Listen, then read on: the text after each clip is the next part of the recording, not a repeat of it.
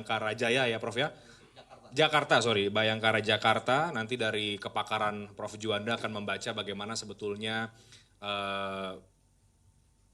peristiwa yang terjadi beberapa hari terakhir ini dan juga dari segi hukum tata negara apa yang kemudian paling dilanggar dan paling menjadi perhatian karena arus perlawanan dari publik ternyata belum selesai, bahkan ini bisa semakin besar. Kami juga masih menunggu nanti ada Pak Marwarar Sihaan, mantan Hakim MK yang juga kerap bersuara terkait dengan apa yang terjadi di Mahkamah Konstitusi. Untuk yang pertama saya akan memberikan kesempatan kepada Mas Tama untuk memberikan keterangan pers kepada media sebagai jubir dari TPN Ganjar Mahfud menyikapi proses pemeriksaan Anwar Usman dan juga dugaan nepotisme yang terjadi di MK lewat Ketua MK Anwar Usman. Bagaimana sikap dari TPN Ganjar Mahfud dan juga pandangan Mas Tama sendiri, silakan Mas.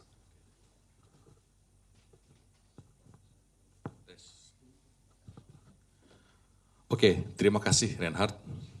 Assalamualaikum warahmatullahi wabarakatuh. Selamat sore rekan-rekan sekalian. Terkait dengan proses yang sedang berjalan, MK-MK, terkait dengan dugaan pelanggaran etik, tentu saja ada beberapa hal yang ingin kami sampaikan. Yang pertama, tentu saja kita berharap prosesnya bisa berjalan dengan baik. Majelis MK-MK itu bisa tetap menjaga independensi dan kemudian juga tegas dalam mengambil keputusan. Artinya, kalaulah memang kemudian terbukti, tentu sanksi yang berat harus dijatuhkan. Itu yang pertama. Yang kedua, kita juga menghargai apa yang kemudian dilakukan oleh para guru besar dan akademisi hukum tata negara, termasuk dari koalisi masyarakat sipil juga yang sudah melaporkan terkait dengan dugaan pelanggaran etik yang berhubungan dengan pengambilan keputusan beberapa waktu yang lalu. Nah, ini kita harus hargai, kita harus meletakkan itu semua sebagai semangat untuk menjaga marwah Mahkamah Konstitusi.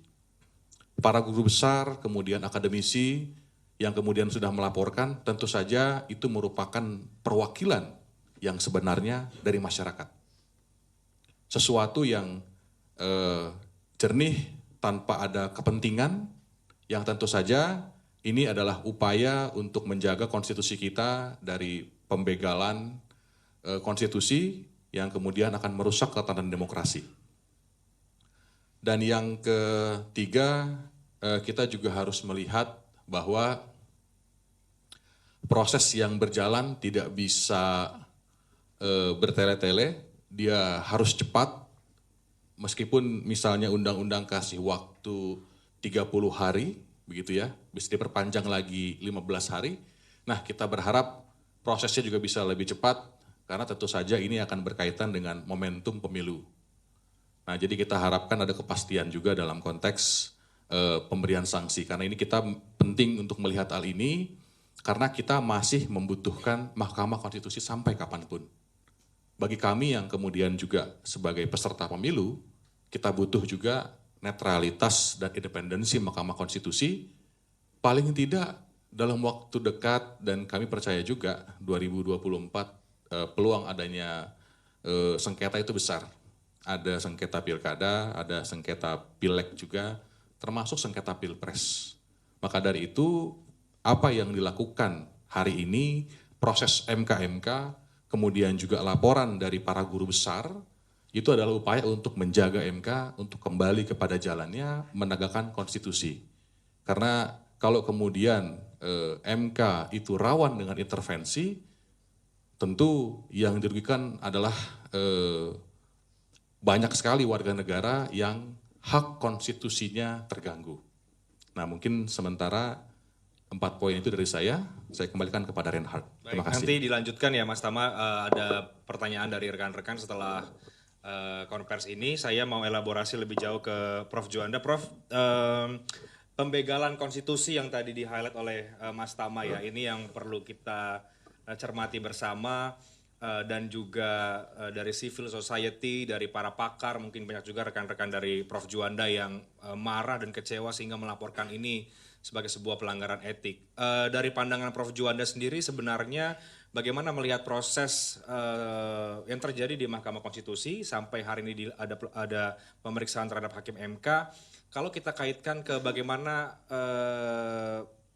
hukum tata negara kita saat ini berkaitan dengan pemilu 2024, seperti apa? Baik, terima kasih.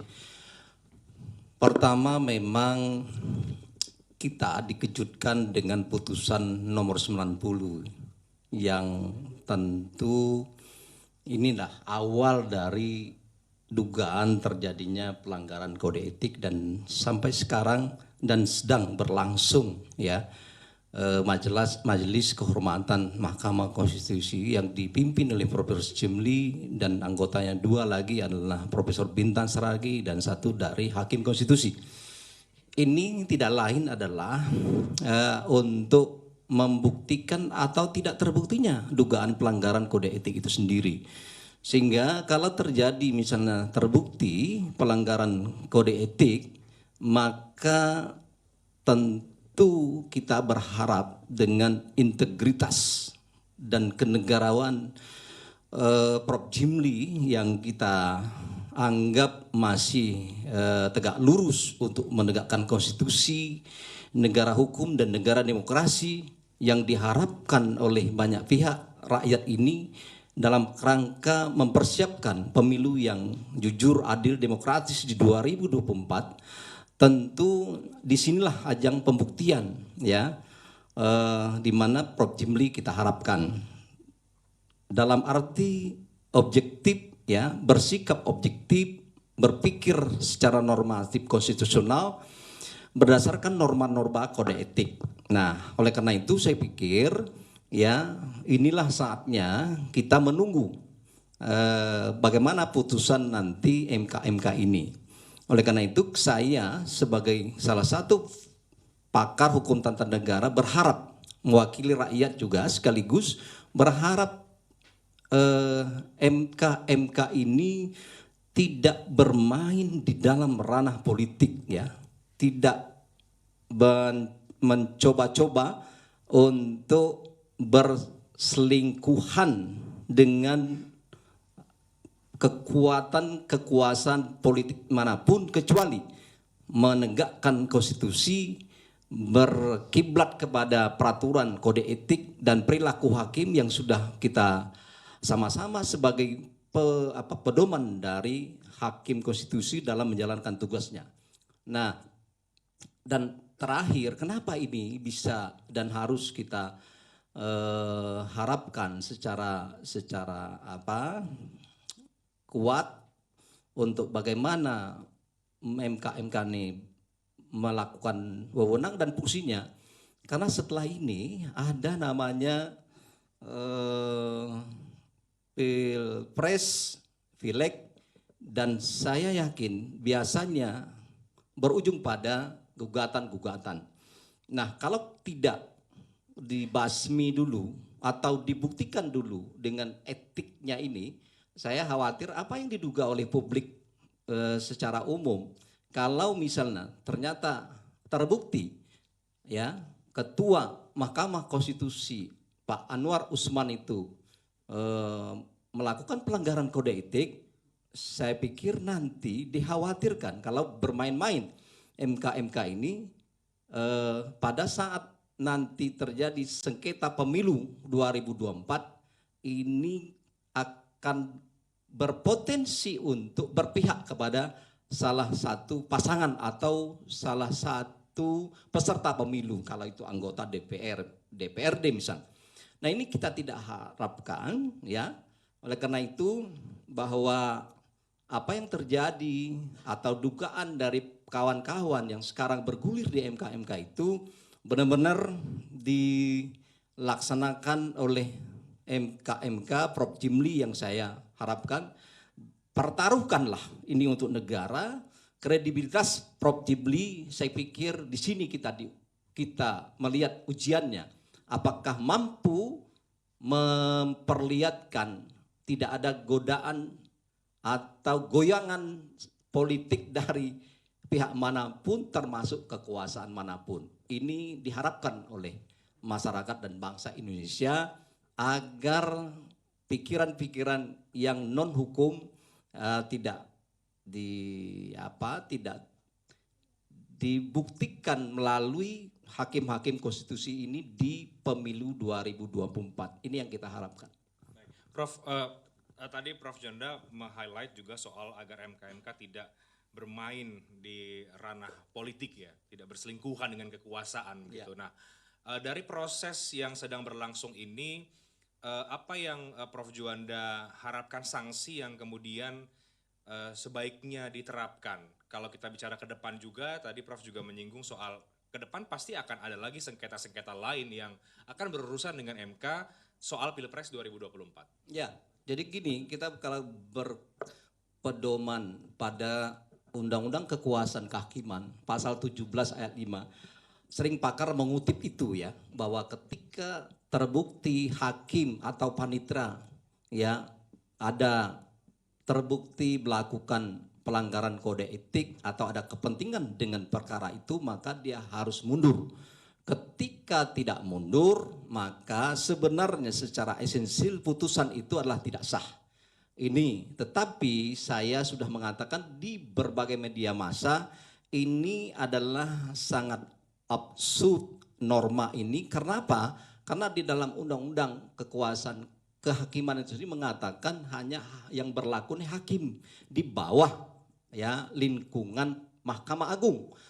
Hakim konstitusi tidak mau tunduk karena memang di dalam Undang-Undang Kekuasaan Kehakiman itu sendiri dibedakan antara hakim dengan hakim konstitusi. Dan inilah saya tadi ngobrol sama Mas Tama, nanti kalau jadi anggota DPR ini harus diperbaiki, disempurnakan. Yang dimaksud hakim itu ya termasuk hakim konstitusi supaya ke depan tidak lagi hakim konstitusi itu bisa berlindung mengatakan dia tidak tunduk kepada Undang-Undang Kekuasaan Kehakiman.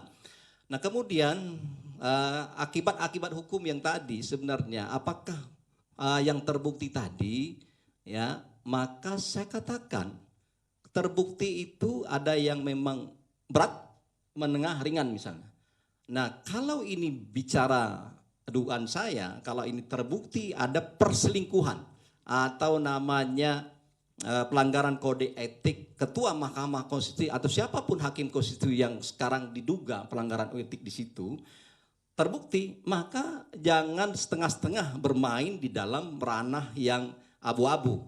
Kalau memang terbuktinya bagaimana? Kalau melihat dari kondisi dan fakta-fakta misalnya apa yang diduga oleh kawan-kawan akademisi atau masyarakat sipil yang lain, maka saya melihat harus dinyatakan kalau memang terbukti ya, harus dinyatakan berhenti dengan tidak hormat.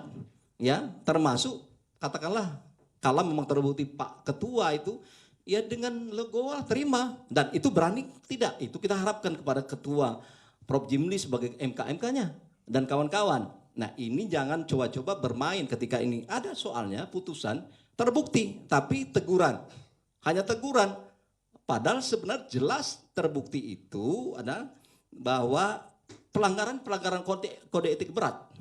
Nah kalau ini terjadi pelanggaran kode etik berat, misalnya terjadi berakibat berkorelasi dengan soal masyarakat banyak, ini kan berat berarti, ya kan? Ya tentu saya berharap diberhentikan dengan tidak hormat hakimnya itu, ya. Ya kebetulan ini ada Bang Marwarar senior saya, ya saya yakin coba pasti beliau itu sebenarnya setuju dengan pendapat saya, ya saya yakin itu, ya karena beliau termasuk menurut pengamatan saya bukan puji beliau, tegak lurus, hakim yang tegak lurus. Mudah-mudahan yang kita harapkan Prof Jimli dan kawan-kawan ini adalah tegak lurus, menegakkan konstitusi dan demi untuk negara ini bangsa ini, ya negara kita ke depan bagaimana ya. Jadi jangan bermain-main. Saya kira itu. Jadi Prof Juanda juga melihat ini bisa kemudian dikenakan pelanggaran etik berat ya.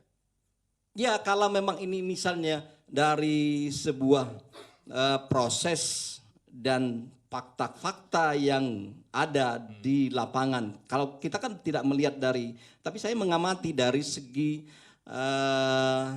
konsep dan apa namanya norma kode etik yang dilanggar itu karena di situ ada Pak Anwar Usman, terus di dalam putusan 90 itu ada kata Gibran, ya kan? Gibran ini siapa? Terus dengan putusan itu misalnya dan sudah menjadi cawapres. Pembuktian seperti ini ada tidak? Ini yang harus dibuktikan oleh Prof. Jemli dan kawan. Ada tidak misalnya? Oh ini ternyata harusnya Ketua MK mundur dalam perkara nomor 90 ini. Sebab di perkara 29 beliau mundur terlepas dari alasan sakit perut atau segala macam. Ya, saya kira itu kan argumentasi, tetapi kita ini masyarakat ini udah cerdas sekarang ya. Ya, tidak bisa kita berargumentasi di tataran katakanlah yang tidak faktual dan sulit diterima secara akal sehat kita. Nah, oleh karena itu kita hanya bisa berharap ya Prof. Jimli tolong benar lakukanlah wewenang dan fungsi secara baik, jaga marwah MK dalam kerangka menyelamatkan dan memelihara bagaimana MK ini terbebas dari dugaan-dugaan yang tidak benar. Nah, tetapi memang kalau benar bisa dibuktikan bahwa hakim itu tidak terbukti, beri argumentasi kepada masyarakat. Ya bila perlu memang tadi saya sudah diinikan oleh satu media, bagaimana ya secara terbuka aja, sidang itu terbuka. Walaupun memang ada tertutup misalnya. Saya pikir terbuka saja biar masyarakat melihat. Kenapa harus takut misalnya untuk merelay persidangan kode etik itu kepada masyarakat luas? Ya kita kan demi untuk negara dan bangsa, kira-kira begitu. Ya, jadi kenapa takut? Jadi terbuka untuk umum gitu loh. Iya, jadi asasnya adopt aja sebagai asas terbuka untuk umum tuh berlaku juga untuk kode etik. Ya. Kita ucapkan selamat datang dulu kepada Pak Marwar Arsiaan, Hakim Konstitusi periode 2003-2008. Pak, apa kabar? Sehat? Selalu sehat, oke. Oke, baik Pak. Jadi tadi kita sudah dari Mas Tama, dari jubir TPN Ganjar Mahfud sudah menyampaikan pandangan kepada media terkait proses pemeriksaan Ketua MK, Pak Anwar Usman, kemudian yang menjadi perdebatan dan yang dilawan oleh masyarakat sipil dari apa yang terjadi saat ini. Tadi Prof. Juwana juga sudah menyampaikan pandangannya sebagai seorang pakar.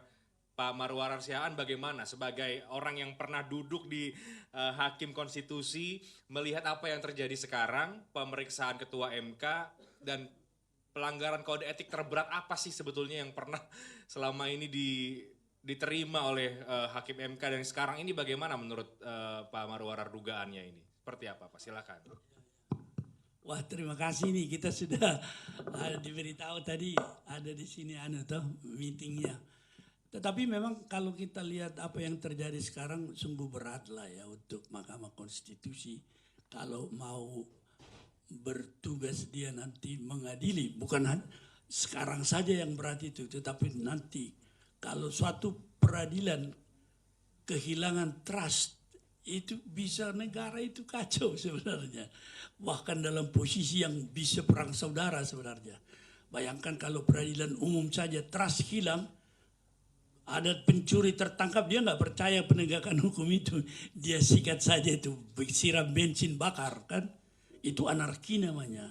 Kalau misalnya MK lebih besar lagi skalanya. Nah kalau yang terjadi terakhir ini memang bagaimana ya, kita melihatnya sangat gamblang lah ya. Kalau saya mengatakan misalnya putusan MK itu lepas dari soal nanti kalau Pak Anwar bisa tersendiri kita tempatkan dalam soal kode etik ya. Tetapi dari sudut audit putusan saja hakim itu kita membuat kerangkanya begitu, ya pasti dengan mudah kita temukan sebenarnya ini sudah tak beres. Persoalannya sekarang apakah misalnya dalam soal ini hanya Pak Anwar saja yang menjadi ipar presiden dan kalau ditanam di Medan dibilang amang borunya Pak Gibran ini kan, amang boru. Kalau di Medan itu boru apa tuh yang mengambil adik saya perempuan itu biasanya itu harus patuh sama saya, sama hula-hula. Jadi itu pasti secara alamiah dia akan mempengaruhi itu.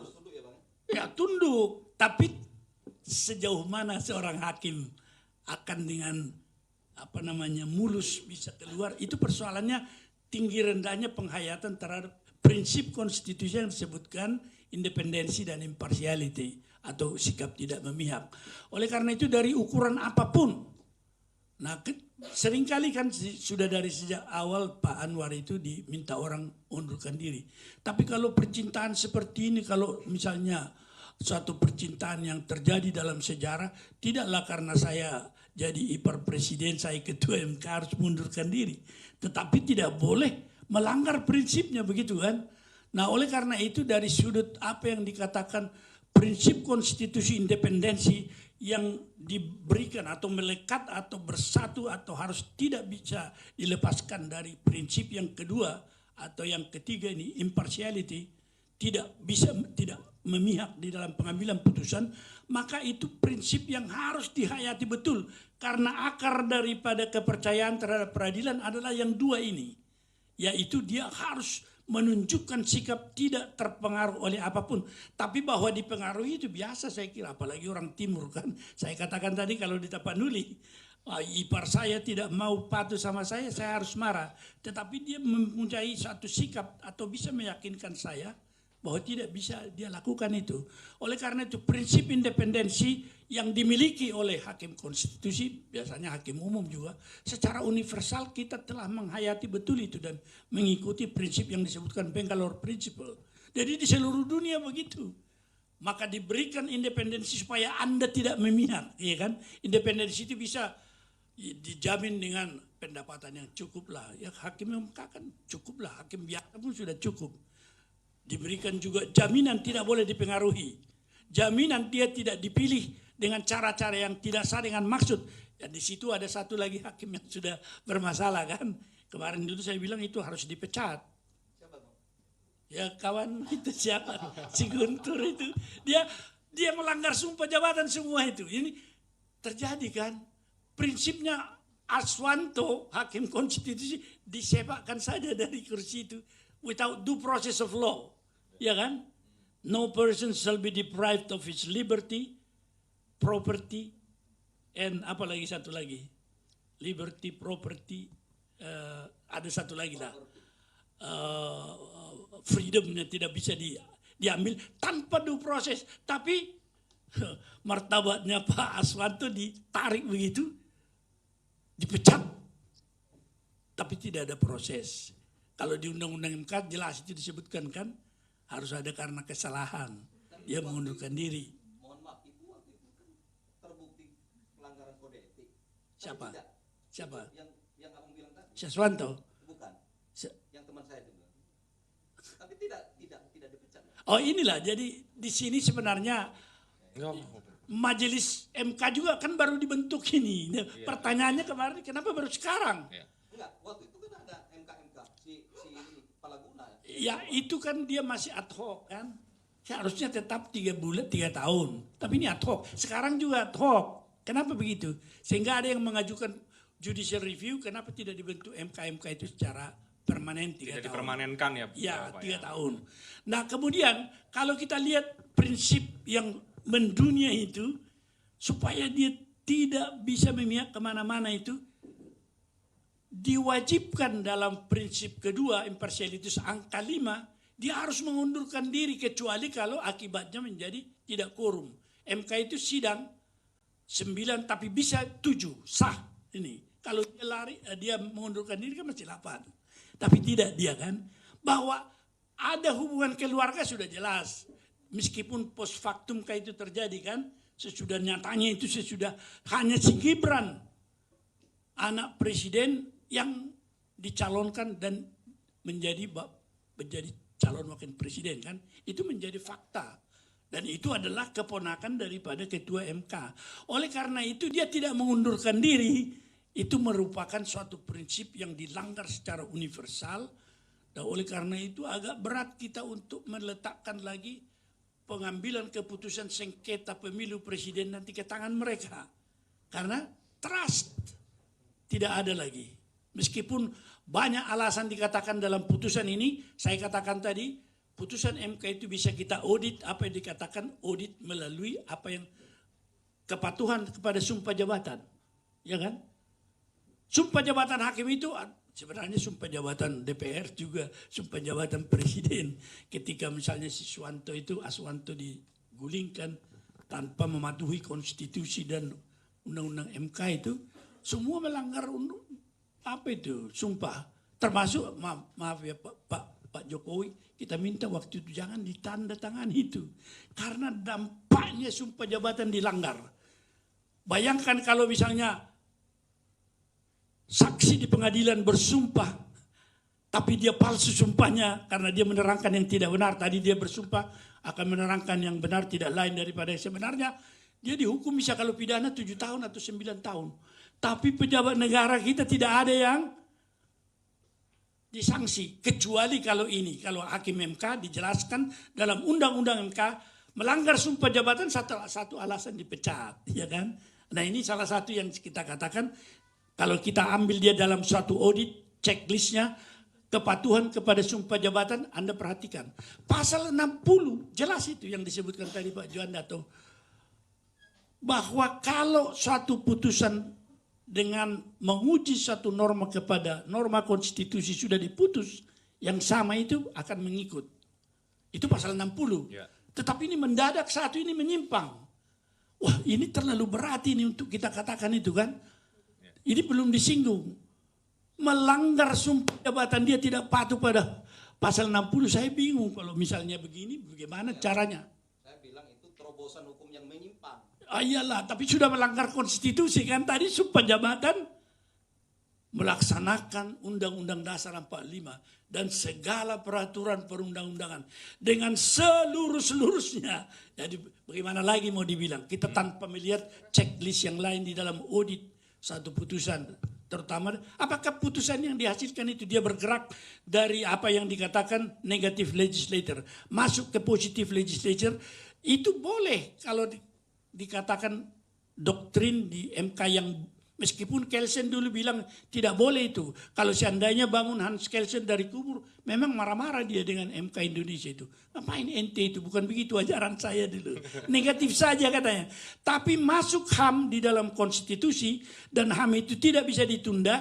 Itu sebabnya MK bergerak sedikit kalau pengujian menyangkut norma konstitusionalitas norma menyangkut HAM. Dia boleh memberikan sedikit norma itu lagi, tapi dalam keadaan yang sangat gawat. Seperti dulu, hak pilih daripada kita dulu digantungkan kepada DPT. Terdaftar nggak saya di daftar pemilih tetap? Kalau tidak terdaftar nggak boleh. Warga negara masa nggak boleh? Ya kan? Saya warga negara, tapi saya tidak terdaftar. Saya punya hak di negara ini tidak boleh dikesampingkan. Hak pilih itu adalah hak konstitusional. Okay. Maka MK menyatakan tidak boleh itu. Aturan batalkan tapi ditentukan. Kamu jam 12 datang. Bawa KTP dan kartu keluarga. Boleh memilih. Itu sedikitnya norma yang dibangun secara minimal. Tetapi ini persoalannya harus ditanya lagi dalam checklist itu ujiannya. Apakah norma itu bertentangan dengan konstitusi atau tidak? Sekarang MK yang sekarang dalam putusan 90 umur minimal 40 atau telah pernah mengalami jabatan yang dipilih oleh pemilu. Itu artinya bisa anggota DPR, bupati, gubernur, wali kota. Tapi bagaimana guru besar tak bisa jadi calon presiden? Itu bertentangan dengan konstitusi pasal 28 ayat 2. Non diskriminasi. Ada golongan guru besar, masa iya nggak sanggup? Jadi presiden. Dari sudut mana?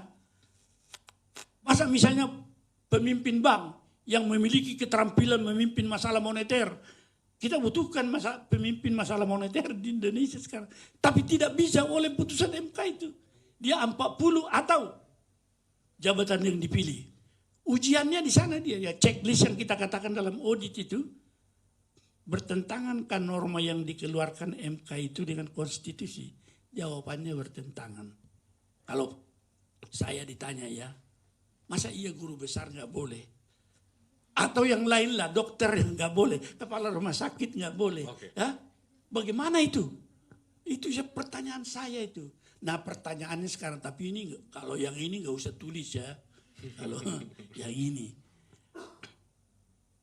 Kultur daripada hakim itu di peradilan umum biasanya pimpinan itu memiliki suatu sendiri, kelebihan sendiri atau prerogatif sendiri pimpinan itu. Oleh karena itu sering dia, atau zaman dulu lah, tapi ya nggak usah ditulis, dihayati saja.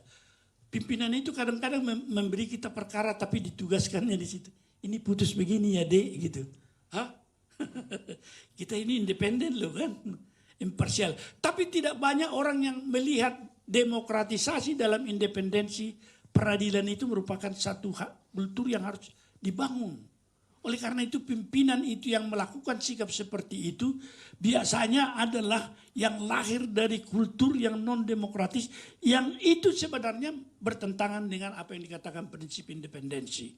Oleh karena itu pertanyaan saya, tapi ini Anda saja bertanya sama Pak Anwar atau sama hakim anggota 4. Pernah nggak diminta Pak Anwar supaya putusannya begini? Ya, itu konfidensial ya, tanya dia. Oke. Saya kira inilah yang saya katakan itu. Tetapi kalau kita seperti dikatakan Pak Juanda tadi, mempertaruhkan apa yang dikatakan nasib bangsa tahun 2024 ketika sengketa pemilu diserahkan kepada mereka, persoalannya rakyat percaya enggak tidak. Ini yang paling berat sebenarnya.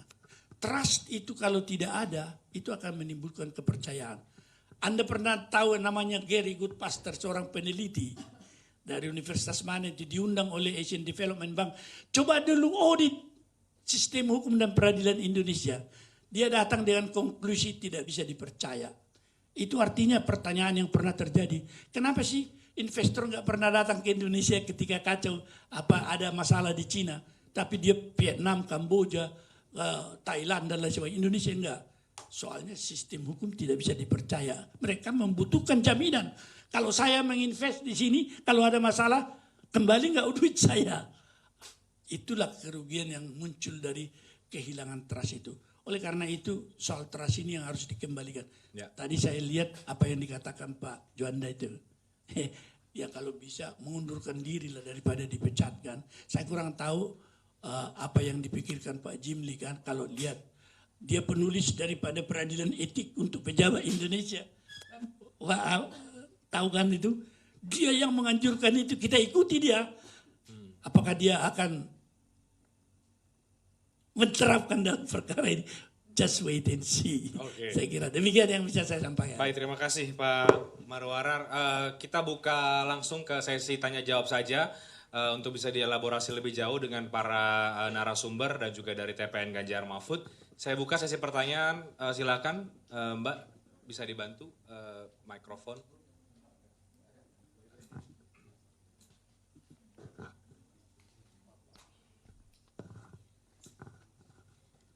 Bismillahirrahmanirrahim. Perkenalkan saya Jen dari iNews. Pertanyaan untuk Prof. Juanda dan juga Pak Marwarar. Mungkin yang pertama untuk Prof. Juanda. Kalau memang MK sendiri ini adalah lembaga hukum tertinggi dan kalau memang putusannya itu menguntungkan salah satu pasangan calon ya, dan mungkin ini akan menimbulkan banyak pandangan dan respon baru di kalangan masyarakat.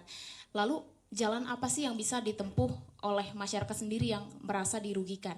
Kemudian yang kedua, pertanyaan untuk Pak Marwarar, bagaimana sih membuktikan adanya perselingkuhan di tubuh MK itu sendiri, sedangkan MK-MK ini diduga juga memiliki kedekatan dengan salah satu pasangan calon. Dan kalaupun ternyata ada perselingkuhan tersebut dan hasilnya ini merugikan masyarakat, dan MK atau maupun MK-MK ini tidak bisa atau tidak ada yang bisa memecat seperti yang tadi Pak Marwa sebutkan, dan sistem hukum di Indonesia ini kemudian tidak bisa dipercaya, lalu langkah apa sih yang dapat ditempuh oleh masyarakat yang dirugikan seperti kita-kita ini? Begitu. Terima kasih. Terima kasih Mbak Jen Cahyani dari AIN. Ada lagi yang mau tanya kawan-kawan?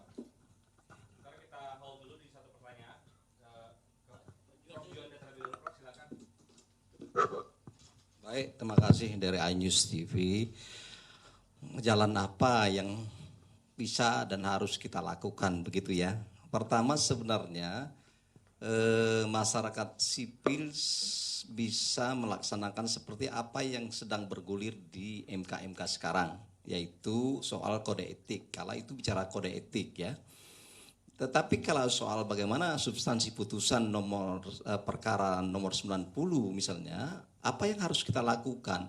Memang ini yang saya kritik di mana-mana. Ke depan ini ya, kalau memang ada terbukti bahwa putusan itu adalah pelanggaran konstitusional, tidak bertentangan dengan konstitusi, negara hukum, norma yang ada dalam undang-undang, maka memang prinsip di dalam putusan Mahkamah Konstitusi itu bersifat final and binding misalnya. Nah, ke depan kita tidak hanya terbatas pada kata-kata prinsip itu. Dibuka peluang, kalau menurut saya ini terobosan hukum yang harus kita pikirkan bagi kawan-kawan yang berada di DPR maupun DPD yang tergabung dalam MPR. Bila perlu norma konstitusinya kita robah, mungkin adalah perubahan Undang-Undang Dasar 45 yang kelima, termasuk adalah merubah undang-undang Mahkamah Konstitusi sendiri, sehingga kalau terbukti misalnya terjadi benar-benar putusan itu adalah melanggar konstitusi yang dihasilkan dari eksaminasi dari pendapat-pendapat yang memang para pakar misalnya, maka itu diberi peluang ke depan ini bahwa putusan itu bisa dianggap batal ya. Ada exception di situ. Itu adalah yang saya pikir walaupun ini belum menjadi hukum positif, baru adalah tataran akademis saya sebagai ahli misalnya.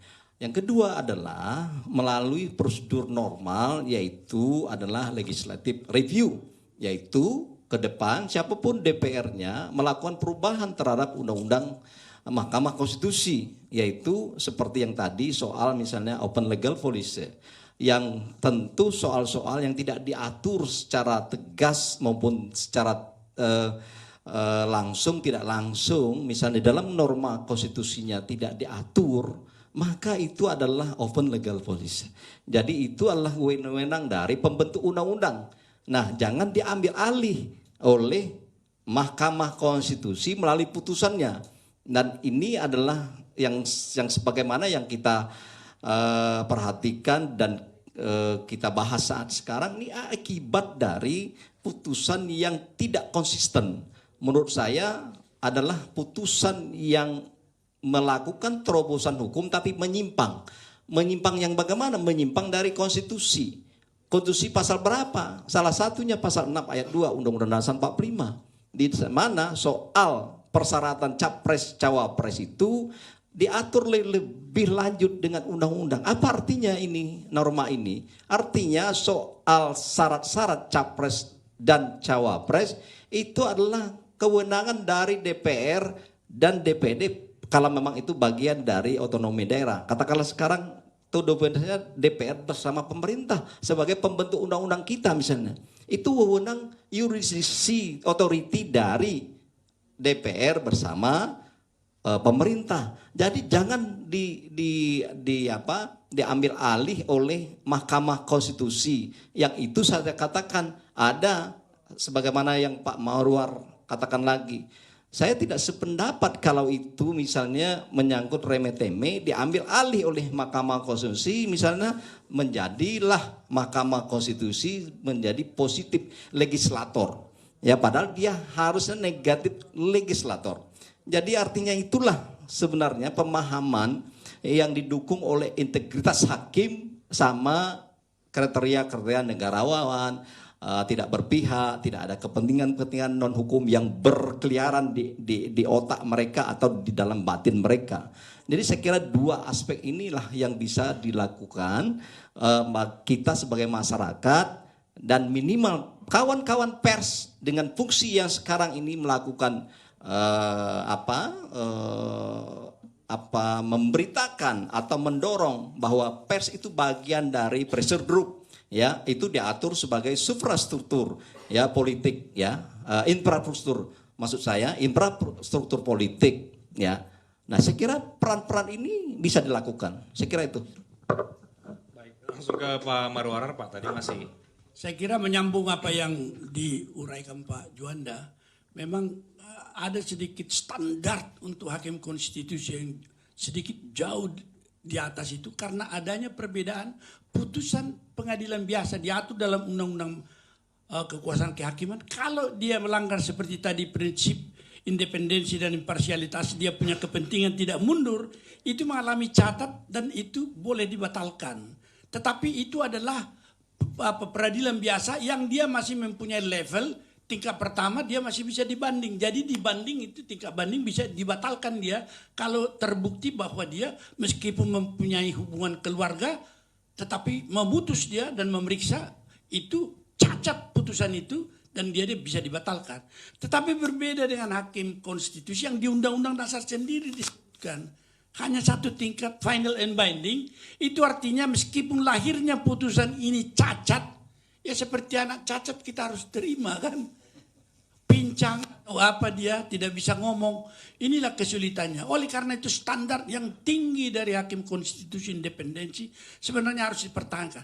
Tetapi persoalannya ke depan bagaimana? Menerima yang cacat di dalam kehidupan kita seringkan itu. Kalau ya kita terimalah, itu konstitusi yang kita sepakati sudah menyatakan itu. Tetapi dalam persoalan yang paling penting soal bangsa, apakah kita akan berikan kewenangan ini masih kepada mereka yang memutus yang cacat ini untuk memutus sengketa pemilihan presiden yang akan meletakkan nasib bangsa di ujung jari mereka. Ini yang menjadi persoalan pokok sebenarnya. Oke, dia catat, terima. Si Gibran mau masuk, is okay. Tetapi kalau dalam pemilihan umum nanti, apakah Anda percaya kalau orang mengatakan, MK mengatakan pemenangnya adalah Prabowo atau pemenangnya Anies? Ada yang percaya atau pemenangnya Ganjar dan Mahfud? Ini kepercayaan seperti ini yang berbahaya, itu yang saya katakan. Kalau mereka menyadari ini bukan hakim peradilan umum ya. Peradilan umum itu saya katakan tadi ada kontrol lagi dalam level banding dan kasasi yang membatalkan kalau terbukti dia tidak fair, uang mertuanya yang berperkara dia ikut-ikutan kan memutus. Dia tidak mundur karena dia merasa katakanlah berhutang, ya kan? Kalau di Tapanuli itu namanya dia boru, sama hula-hula harus melayani itu kan. Meskipun keliru ditarik hula-hula, boru harus tarik. Tapi kalau soal ini nasib bangsa, itu sebabnya saya mengatakan maunya mereka sadar sendiri. Oke men, sampai di sinilah kami begitu kan. Bagaimana? Meskipun mungkin ada yang dia beri tiket baik itu, tetapi intinya soal trust. Kalau trust hilang, itu yang dikatakan di peradilan pidana internasional, Statuta Roma mengatakan kalau sudah runtuh kepercayaan terhadap peradilan akan ada terjadi genosida karena hakimnya unable and unwilling untuk menegakkan trust di dalam kode etik hakim yang terpercaya itu. Itu biasanya perkara itu kalau kita sudah menandatangani ICC akan dicabut itu perkara kalau pidana kan.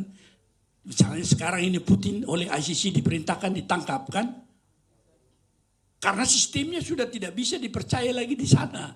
Nah ini kalau ini kita alami, alangkah kita masa depannya suram. Saya kurang tahu kemana lah.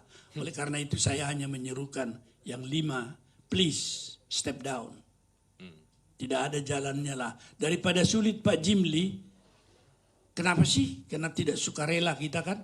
Kalau kita sudah mendapat mosi tidak percaya, sepertinya pemerintahan parlementer zaman dulu kan. Mosi tidak percaya, jatuh, ya sudah, mundur. Bentuk pemerintahan baru. Tapi memang tidak mudah juga. Memilih hakim 5 misalnya dalam kondisi sekarang ini. Bagaimana? Dulu saya mendengar itu dari Pak Arsul sendiri. Kalau ada kondisi yang dimana imparsialitas hakim itu tidak bisa dijamin, kita bisa angkat itu hakim ad hoc katanya. Saya kurang tahu apakah ini jalan keluarnya. Okay. Saya kira itu jawaban saya. Terima kasih. Pak, terima kasih. Ada lagi kawan-kawan yang mau bertanya? Sudah cukup? Atau nanti kita lanjutkan di doorstop? Oke, saya terakhir berarti ke Mas Tama. Mas Tama, penutup dari TPN Ganjar Mahfud. Sekali lagi apa yang diharapkan dari proses yang tengah berjalan di MK-MK ini dan seberapa ini kemudian berpengaruh terhadap kerja-kerja elektoral dari TPN Ganjar Mahfud. Boleh Mas Tama, silakan.